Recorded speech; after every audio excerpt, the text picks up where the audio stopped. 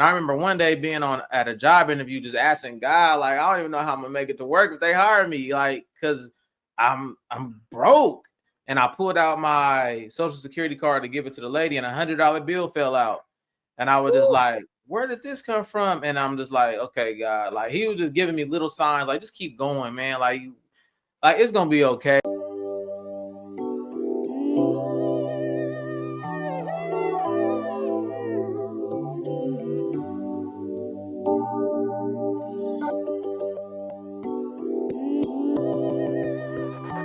Trackaholic on the beat.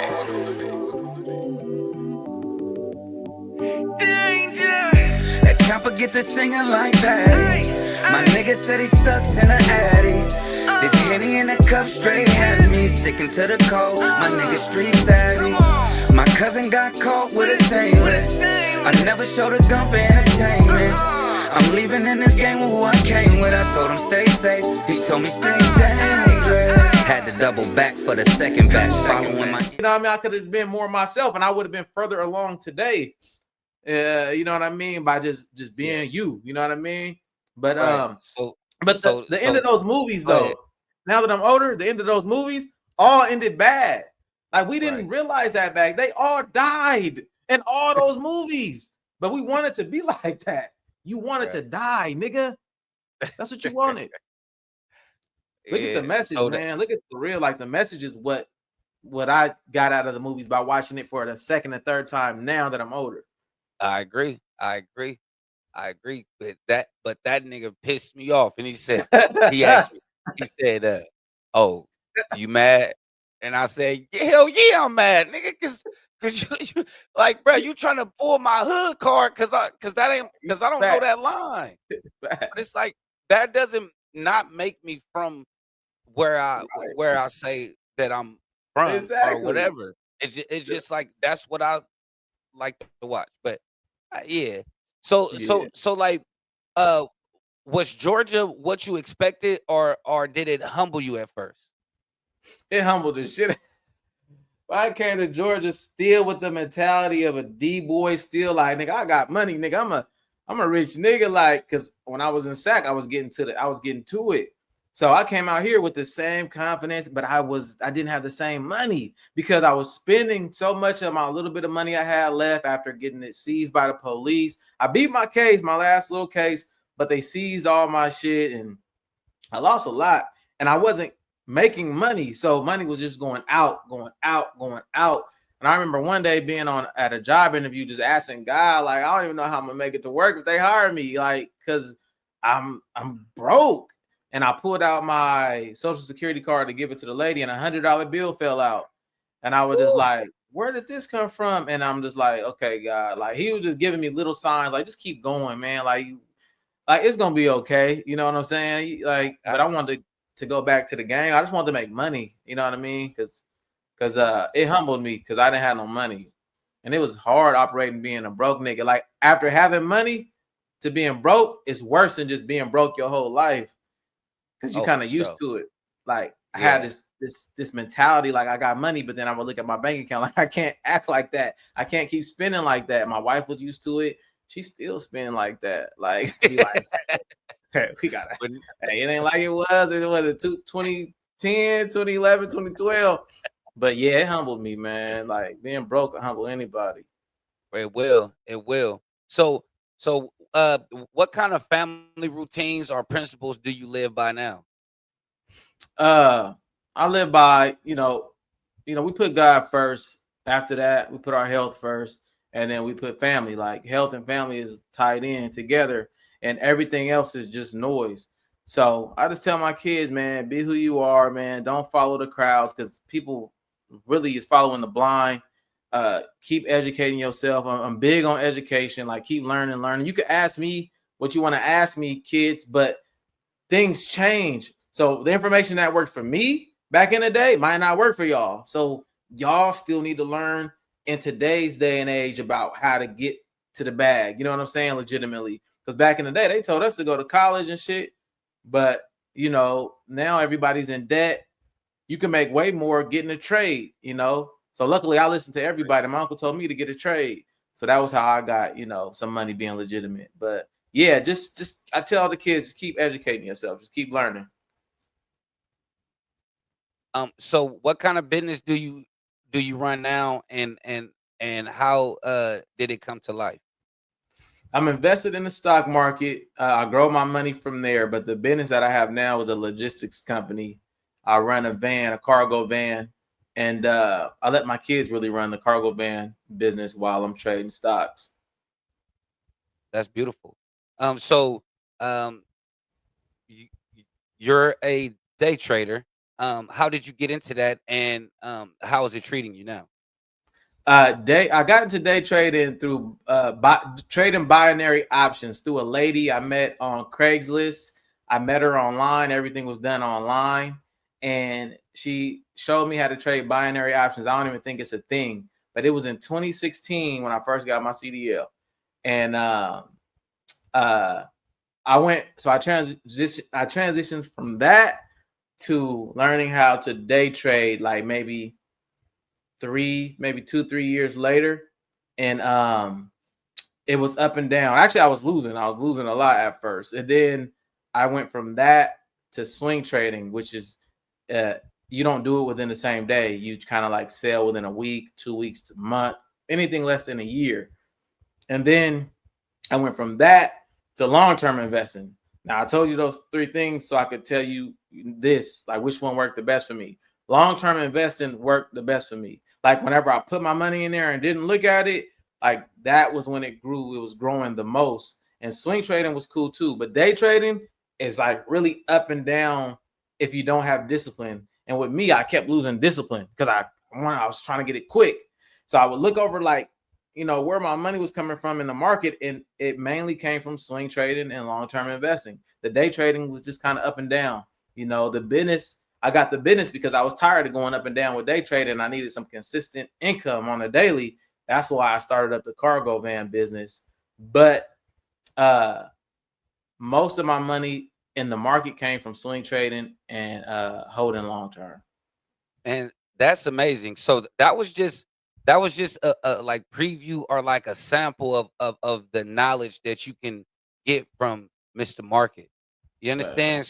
So if you looking for financial stability, um and you're looking to get into the day trading, to the swing training, is trading, and to the long term trading, like he has the advice for you. So that segues me into um my next question, which is you've built financial stability. What is your advice for people trying to break that generational curse of poverty? I would say first, get out of debt. Like I could tell you how to, what they say, get rich or to get rich quick don't work, man. Get rich slowly. I'm telling y'all.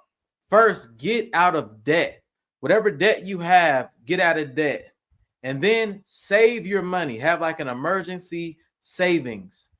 All while you're working a job. If your job does not pay enough money, get a trade, electrician, plumber, truck driver, whatever trade is going to yield you the most return for your time. Don't do a whole bunch of like little jobs. Like I got 5 jobs and DoorDash.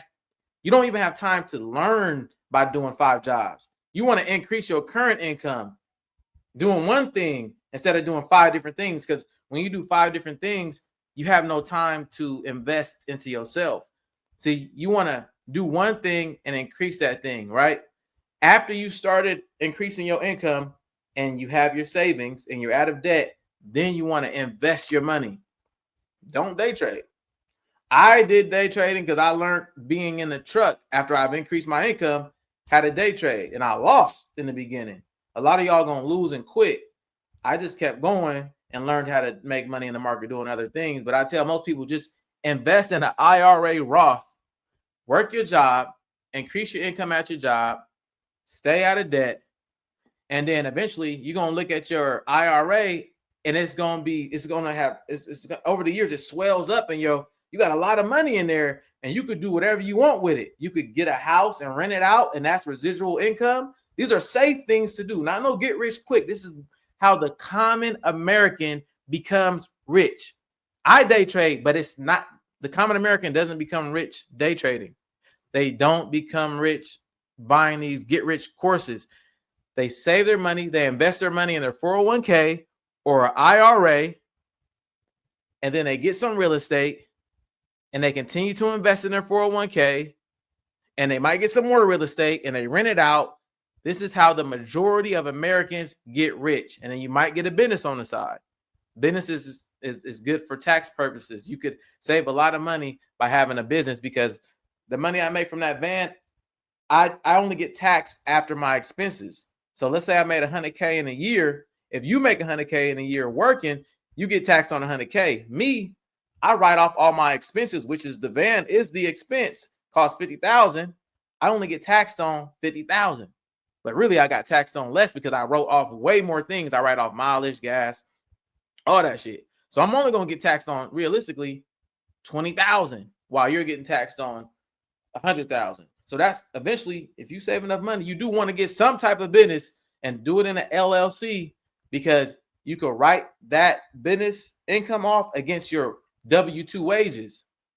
You feel what I'm saying? You can still work your job. I want to tell people you don't have to quit your job. Now, if your business is making more than your job is making, quit your job. But until then, don't quit your job. Try to do both.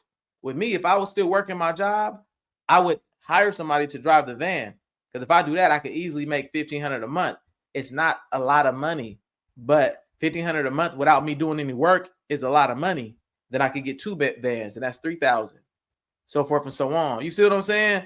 So like, keep your job if you got a good job. Get out of debt, save, invest. That's how most people get rich. Trust me, you can look it up. It ain't how they say on YouTube. That's how most people get rich. It's the safe way. Most people fail. You won't see the failures in day trading. I will tell you right now, a lot of people fail day trading. Just invest long term. Invest, man. And that's a free game right there, man. And you heard it here on No Backpedal. But Mr. Market, he's gonna be giving courses. And if you would like to join the course, please. He's gonna give his information at the end, and then you guys can follow his pages and yeah, man. But that's a free game right there. That's amazing. That's amazing. For sure. All right. So you also got your CDLs. How does that fit in your current grind or your backup plan? Some people be like, don't have a backup plan, but you better have a back. Hey, things don't work out sometimes. You know what I'm saying? My CDLs is still good. If I needed to go back, I can, and I could get in the truck. But being a business owner and knowing about logistics and I've had my CDL for 10 years, I could get a truck, right? I got good credit, amazing credit. And I do plan on, when the rates get good again, getting a truck and putting a driver in the truck, having a driver in the vans or van, and still being able to trade from my house. You know what I'm saying? So the CDL comes in handy. And then, like, when you do get a truck, drivers call in sick or they might not be able to do a load, I can hop in that truck myself and deliver that load. You know what I'm saying? So having a CDL, it opens up doors. It definitely keeps the door open just in case I want to hop back in that things don't work out. If I do something dumb in the market and try to day trade the whole lump sum and lose, I can hop back in the truck. But I ain't gonna do that. But still, I do have that option. Yeah. All right. So this is the No Backpedal round, where NO has to answer everything honestly. No filters, no safe passes, and absolutely no backpedaling. All right. My first question that I want to ask is that, did you ever get D'Angelo or David in trouble on purpose with Big Mama? I have to be honest. Yes. And I'll tell you why. Because they would do the same thing. It was a joke to them to get me. Hey, real quick story. Shout out to my cousin Rook.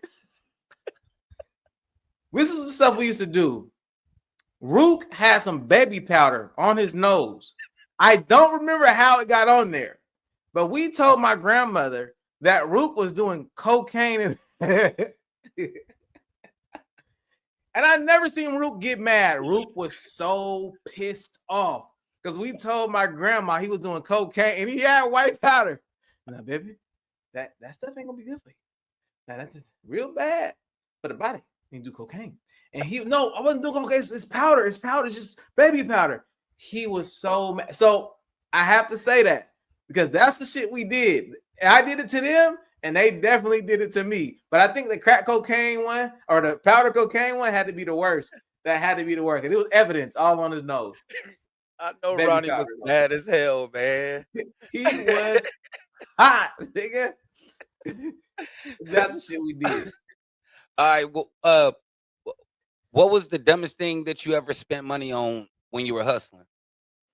I spent money on all type of dumb shit, man. Like I was young, the jewelry, the gold teeth, the clothes. But at that time, that's what it was. You know what I'm saying? And to be honest, I'm not gonna say it was. I'm gonna say the dumbest thing I didn't spend money on was not getting a few properties. I had the money to buy the jewelry, so I always tell people ain't nothing wrong with buying jewelry and clothes if you could afford it. I could afford it, but I think I made the mistake by not offsetting my dumb decisions with good decisions. And that would have been investing at the time. The market was booming. I would have been a millionaire right now. For sure, I would have been a millionaire. And if I would have bought properties, the properties in Sacramento where I was living now are $600,000, $1 million. At that time, it was way less, man. Like I could have got it for way less. And then I was out there 2008, 2009 when the housing market crashed. Yeah. So I would say the dumbest decision was not investing when I had money. Not what I bought, but not what I didn't buy. You know what I'm saying? Yeah. So okay, what fashion trend did you rock back in the day that you're embarrassed of about now? Baggy clothes. They look silly. Like I look like a dwarf with just baggy ass clothing on. Like my shit was so baggy and it was sagging, and I just looked crazy. I think that shit looks silly. For me too, for sure. Who was your biggest celebrity crush growing up, and would you risk it all now? Hell yeah, it was Oprah, nigga. So I'll risk it all. Like I liked Oprah. Like I kissed the TV. I don't know why. She was fat. I don't know if it was. I didn't know about money like that when I was that young. Like I knew about money, but I don't know why I like Oprah. My mom used to watch Oprah, so maybe that was just because what I seen. But like, who was yours, bro? Like, was Oprah like a bad pick? Like, who was yours? I know it's gonna be somebody bad, probably. Real quick, can I ask you that question? Well, my childhood crush was Maya. Oh yeah. He loved Maya. She's still no one of the most beautifulest women in the world. So when he liked Maya, she was hella skinny. Now she is thick and she's still pretty in the face, but she's even thicker. So like his shit withstood the test of time for sure. For sure. Yeah, I like few of them though, but Oprah was the main one though. Yeah.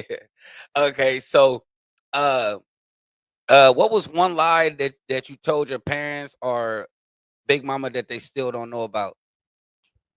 Man, bruh, I came clean on all my lies, man. The biggest one was when my cousin D'Angelo talked me into stealing her car. I feel so bad because I wasn't even a bad kid, but D'Angelo at the time was a bad kid. Like he was bad in like a doorbell ditch type of bad, not like a rob bank bad, but just a nuisance, like a Dennis the Menace bad. You know what I'm saying? Yeah, and he talked me into fucking stealing that car. And when I was lying to my grandma, I started crying because I loved her and I didn't want to lie. Like my conscience is so tough, like it's tough on me. So I can't lie to people who I like really love. I can't just lie like that. Like, so I cried it. I was like, I didn't do it. I was crying. And she knew I did it. I wrote a note saying, sorry, we hit your car. Like I wrote the note saying like, oh, I hit your car. I'm sorry. So what happened with that? Like, I mean, you wrote that note, but like, why did you write that note? Like what? I Like, wrote the note because I wanted to make it seem like somebody else hit the. I didn't write the note like saying it was me. I wrote the note pretending to be somebody else, and she just knew, like my handwriting and shit, like it was terrible, and she just knew, and then and she found out, and I actually got sent back to Vallejo. Man, I was hella mad, man.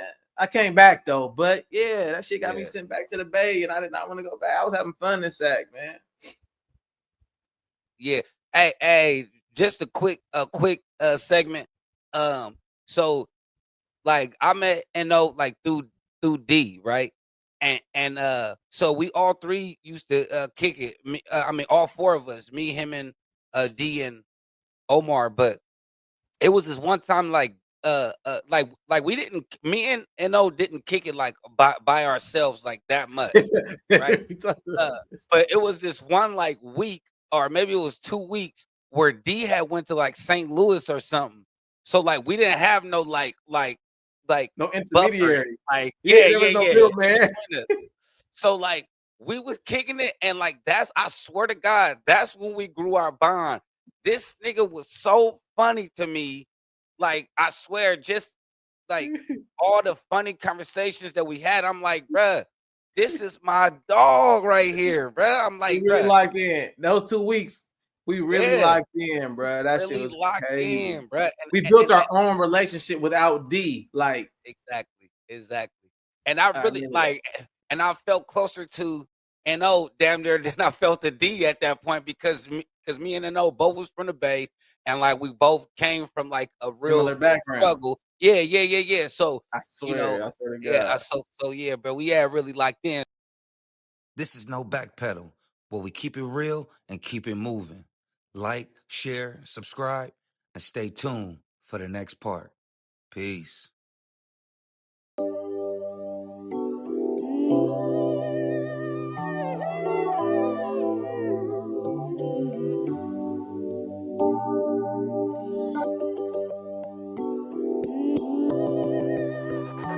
Trackaholic on the beat.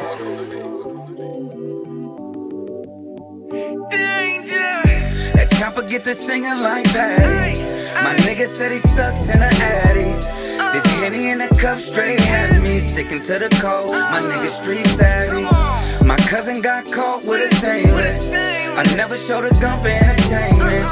I'm leaving in this game with who I came with. I told him stay safe. He told me stay dangerous. Had to double back for the second batch, following my